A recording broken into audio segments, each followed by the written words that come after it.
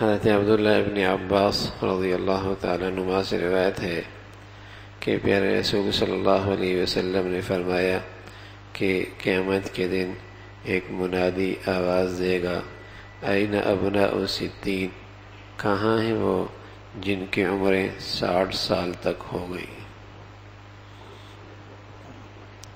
اللہ کا نبی صلی اللہ علیہ وسلم نے بتلایا ہے کہ کل قیامت کے دن ایک منادی آواز دے گا کہ این ابناء الستین، کہاں ہیں وہ جن کی عمریں 60 سال تک پہنچ گئی۔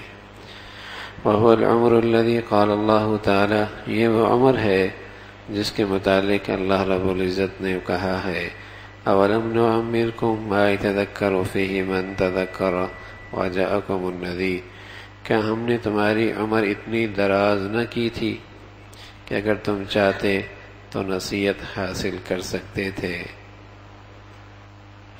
اگر تم چاہتے تو نصیحت پا سکتے تھے، اور تمہارے پاس ڈرانے والا بھی آیا۔ یعنی یہ حد ہے مہلت کی، یہ حد ہے مہلت کی کہ اللہ رب العزت 60 سال تک کی زندگی عطا فرمائے۔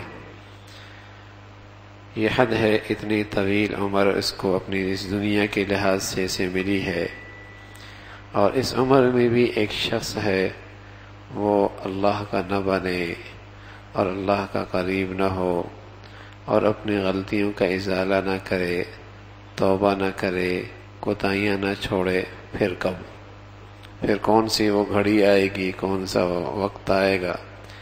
آپ علیہ الصلاۃ والسلام فرمایا کرتے تھے کہ آدم کا بیٹا اپنی جگہ سے ہل بھی نہ پائے گا۔ وقفوہم انہم مسئولون، ٹھہرو ٹھہرو، پہلے سوالوں کا جواب دو۔ وقفوہم، ٹھہرو، پہلے سوالوں کا جواب دو۔ اسے معاشر کے میدان میں روک لیا جائے گا، اس کا قدم ہلنے نہ پائے گا جب تک کہ یہ جواب نہ دے پائے گا کہ ان شبابی فیما ابلا، تو نے اپنی جوانی کہاں پرانی کی، تو نے اپنی جوانی کہاں پرانی کی، وعن مالی، مال کہاں سے کمایا، کہاں خرچ کیا، مال کہاں سے کمایا، کہاں خرچ کیا۔ صحت کے بارے میں سوال ہوگا، اس کو کہاں ضائع کیا، اور زندگی کی یہ مہلت اللہ نے دے رکھی ہے، اس کے بارے میں سوال ہوگا، یہ کہاں گزاری، کہاں لگی، اللہ نے سمجھ بوجھ دی تھی، اس پر کتنا عمل کیا۔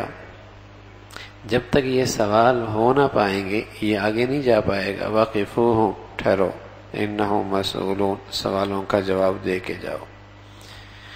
تو یہ عمر کی آخری حد ہے، مہلت کی آخری حد ہے۔ حضرت عبداللہ ابن عباس رضی اللہ عنہ فرمانے لگے کہ خاص طور پہ انہیں اس نعمت کو جتلایا جائے گا، اے وہ لوگو جن کی عمریں 60 سال تک پہنچ گئیں، تم نے کیا کیا ہے؟ اور ان کے متعلق اللہ نے قرآن کے اندر ہی بتایا، اولم نعمرکم ما یتذکر فیہ من تذکر، کیا تمہیں ہم نے اتنی مہلت نہ دی تھی کہ تم چاہتے تو نصیحت پا سکتے تھے؟ پھر تمہارے پاس کتنے ڈرانے والے آئے۔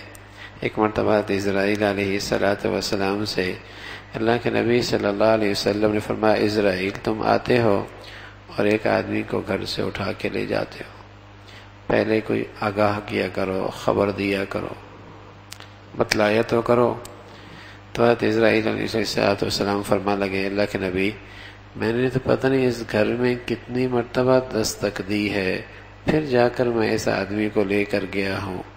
وجاءکم النذیر، ڈرانے والا آیا ہے، کسی انداز سے اس کا دادا گیا، اس کا نانا گیا، اس کے گھر کے کتنے افراد اس گھر کو چھوڑ کے چل دیے، پھر اس گھر میں ایک نیا فرد پیدا ہوا بتانے کے لیے کہ تیرا جانے کا وقت ہے، ایک نیا آ گیا ہے، پھر خود اس کے جسم میں روز ایک نئی تبدیلی ہے، کبھی آنکھوں کی بینائی کا مسئلہ، کبھی کان کا بھاری ہونا، کبھی سر کے بالوں کا سفید ہونا، کہیں ہڈیوں کا کمزور ہونا، کبھی کمر کا جھکنا، یہ ساری تو دستک تھی اس کی زندگی میں. تیری زندگی کی شام ہو چکی ہے، پھر سورج کا آنا اور شام کو اس کا غروب ہونا، یہ بھی اسے اطلاع ہے کہ تیری شام بھی ہو چکی ہے، کسی وقت بھی زندگی کا سورج غروب ہو سکتا ہے.